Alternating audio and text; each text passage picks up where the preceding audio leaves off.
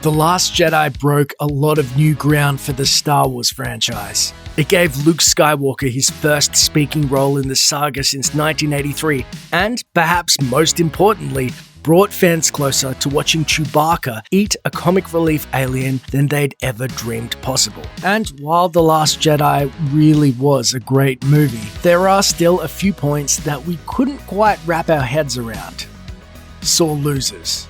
From the very start, George Lucas has credited Joseph Campbell's The Hero with a Thousand Faces as his inspiration for the Star Wars mythos. Campbell's book outlines the basic story structure of most heroic journeys in Western culture and told us why we always end up rooting for the protagonists. In one word, tenacity. But if that's what we like in our good guys, why do we keep rooting for the Jedi? Luke tried to become a Jedi and succeeded. He also tried to blow up the Death Star, and he did that too. Then he tried to teach a new generation of Jedi, and it went so badly he flipped the table and rage quit polite society. What's likable about a hero who only keeps trying when he's always winning? We've seen this before, of course, when Yoda couldn't beat the Emperor on the first go and subsequently sulked off to live in a swamp for a few decades. Do or do not, there is no try. Might make for a great inspirational poster, but in practice, it's pretty fatalist and kind of whiny. At least Yoda learned something in the end. Forcing it.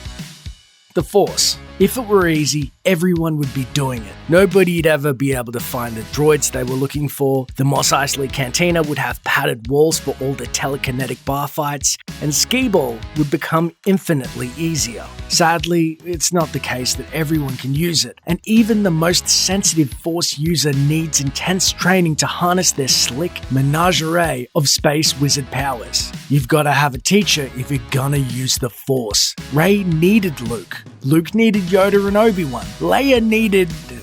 well, apparently Leia just needed a good kick into gear. We get it. We love Carrie Fisher too. She was amazing. But it seems weird that all it took was a little jeopardy to suddenly become a vacuum-traversing, flesh-based escape pod. That's not how the Force works. A hollow victory. Of the complaints fans had about The Last Jedi, one reigned supreme. Canto Bight. But there was one aspect of this portion of the film that stands out as especially jarring if you give it a few seconds consideration. Rose and Finn, looking for a way out of the city, climb onto a horse-like creature called a Fathier and make good their escape. Rose is positively delighted that she and Finn managed to set the beasts loose and help them to their freedom. But how did they do it? By taking them 30 seconds outside town. Unfortunately, the film makes a point of explaining that these animals are owned and abused by the ultra-rich. Freeing them would be like riding Seabiscuit into the parking lot of the racetrack, declaring him free forever, then climbing into your sedan and driving away.